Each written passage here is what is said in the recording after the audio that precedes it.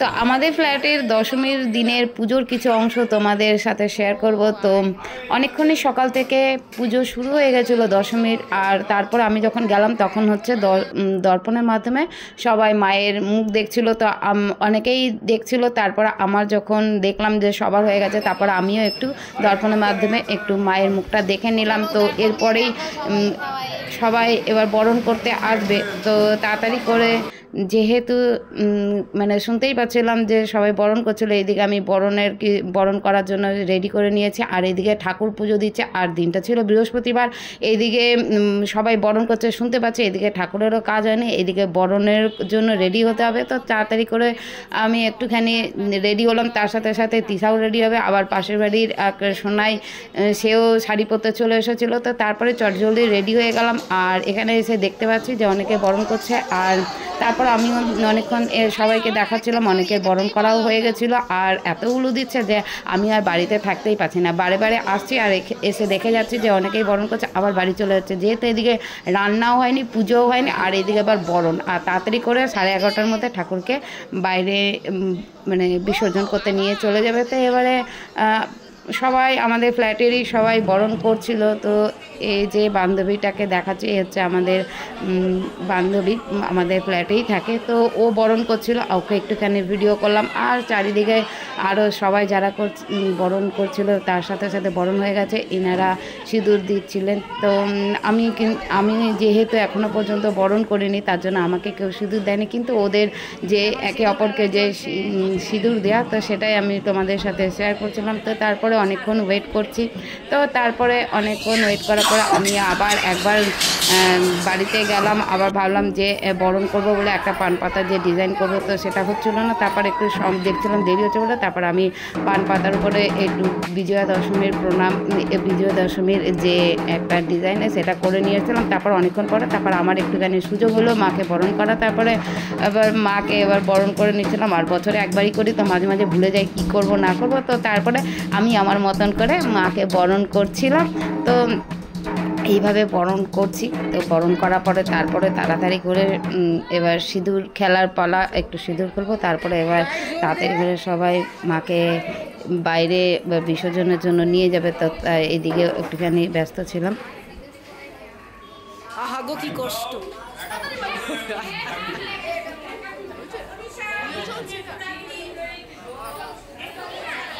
জয় মা দুর্গা।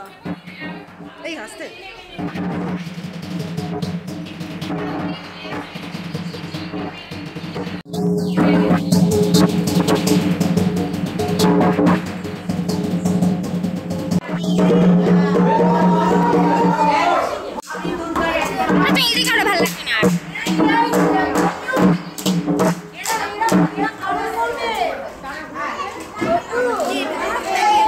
আগে সবারই বরণ করা হয়ে গেছিলো, তো তা আমার জন্য ওয়েট করছিল। তা আমার বরণ করা হয়ে গেছে, তারপর সবাই আমাকে সিঁদুর দিচ্ছিলো। তো আমিও ওদেরকে সিঁদুর দিচ্ছিলাম, যেহেতু মাকে বরণ করার আগে কেউ কাউকে সিঁদুর দেয় না, তো তার জন্য ওরাও ওয়েট করছিল। তো তারপরে দেখতে পাচ্ছ বাইরে থেকে সব ছেলেদেরকে নিয়ে এসেছে, এই মায়ের প্রতিমা সবাই বার করবে বলবে, তাড়াহুড়ো এত করছে যে বেশিক্ষণ মানে থাকায় এখানে বেশিক্ষণ আমরা আর থাকতে পারিনি। তারপরে আমরা আবার বিসর্জনের সাথে যাব, তো এটাও একটা ব্যাপার ছিল। এদিকে রান্না তো কিছুই হয়নি, এইভাবেই যাই হোক তারপরে মাকে নিয়ে বেরিয়ে যাচ্ছিলো। তো তারপর আমরা আবার সবাই মিলে একটা ফটো তুলছিলাম, তার সাথে ভিডিও করছিলাম যেহেতু, আর মা তো আর বেশিক্ষণ থাকবে না। তো তারপরে এবার আমরা সবাই মিলে সেই মায়ের সাথে যাব, গঙ্গাতে যাব। আর গঙ্গা আমাদের বাড়ি থেকে অনেকই কাছে, তো তার জন্য দেখতেই পাচ্ছ বাইরে থেকে যেসব ছেলেদেরকে নিয়ে এসেছিলো তারা পরপর সবাইকে নিয়েই যাচ্ছে।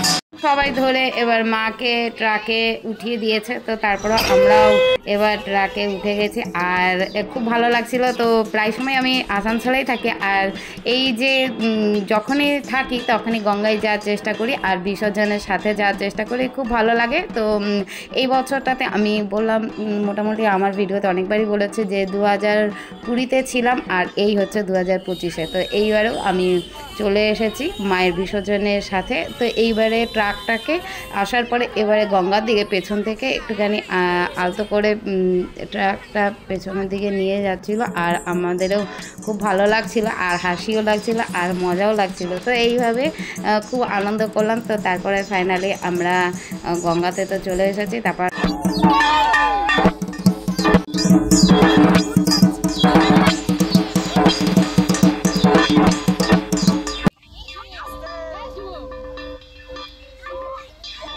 তো এখানে এসে দেখতে পাচ্ছি অনেকটাই ফাঁকা, আর এর আগে একটা দুর্গা প্রতিমাকে নিয়ে এসেছে আর আমাদেরটা গাড়িতে ছিল, তো গাড়ি থেকে নামাবে। এবার আমি একটু ভাবলাম যে একটু গঙ্গার চারিদিকটা দেখাই, আর আমরাও এদিক ওদিক সবাই ছড়িয়ে ছিটিয়ে ছিলাম। অত যে আমাদের ফ্ল্যাটে সবাই যারা যারা এসেছিলো তারা সবাই যে যার নিজের ভিডিও বা ফটো এইসব তোলাতেই ব্যস্ত ছিল। তো তারপরে যে আমাদের যে কমিটি, আমাদের ফ্ল্যাটের যে কমিটি যে দাদা থাকে, তো সে বলছিল যে সবাই একসাথে আসো আর এক জায়গাতে থাকো।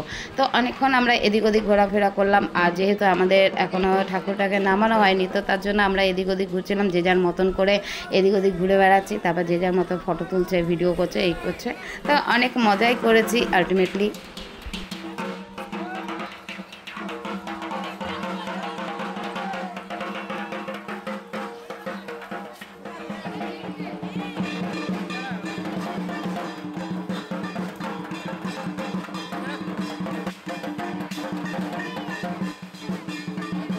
তো অনেকক্ষণ ঘোরাফেরার পরে তারপরে হঠাৎ ঢাক বাজাচ্ছিল, তো তারপর আমরা সবাই মিলে একটুখানি নাচ করলাম। আর এখানে এক দাদা, উনি হচ্ছেন নিউজেরই হয়তো, তো সে বললো যে তোমরা সবাই নাচ করো। তো আমরা আবার একটুখানি নিজেরা সবাই মিলে একটুখানি নাচ করলাম। আর যেহেতু প্রতিমা আমাদের আর মাত্র আর কিছুক্ষণই থাকবে, তারপরে আমাদের মনটা একটুখানি বিষাদগ্রস্ত হয়ে যাবে, তো তারপরে আমরা সবাই মিলে একটুখানি নাচ করলাম ওই ঢাকের তালে যেটুকু করতে হয়। তো আবার মানে খুব ভালো লাগছিল। আর এখানে একজন দাদা এসে বলছে যে তোমরা ভাইরাল হবে, এই হবে, ভিডিও হবে। আমিও আমার মজা করছি যে হ্যাঁ তাড়াতাড়ি নাচো নাচো, তাহলে আমাদেরকে সবাইকে দেখাবে। তো এই আমরা সবাই মিলে খুব নাচছিলাম আর মজাও করছিলাম।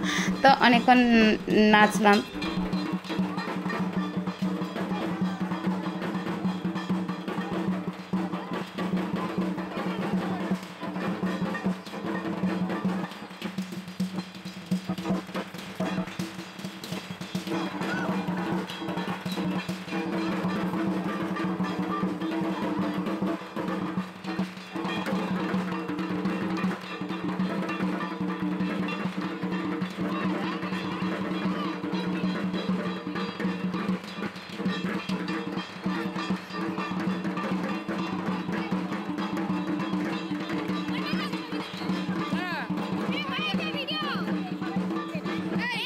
তো গঙ্গার ঘাটে এসে দেখছি যে অনেক লোকেরা রয়েছে, তারা এই প্রতিমা বিসর্জনের কাজে তারা প্রতি বছরই হয়তো থাকে। আমি যেহেতু প্রতি বছর থাকি না, তো তার জন্য সেটা আমার জানা নেই। তো ওনারাই সবাই মিলে ঠাকুরের প্রতিমাকে নামালো। তারপরে এখানে এসেই দেখছি যে ওরা সবাই মিলে যেভাবে ওদের যে সিস্টেমে ঠাকুরের বিসর্জন দেয় সেইভাবেই করছিল। তো এখানেই পাড়েতেই ঘুরিয়ে নিল। তো তারপরে দেখলাম এখানে কবার যেন কপাক ঘোরাতে হয়, তারপরে এবারে জলের কাছে নিয়ে গেল। তারপরে তারা তাদের সিস্টেম অনুযায়ী তারপর মাকে বিসর্জন দিয়ে দিচ্ছে।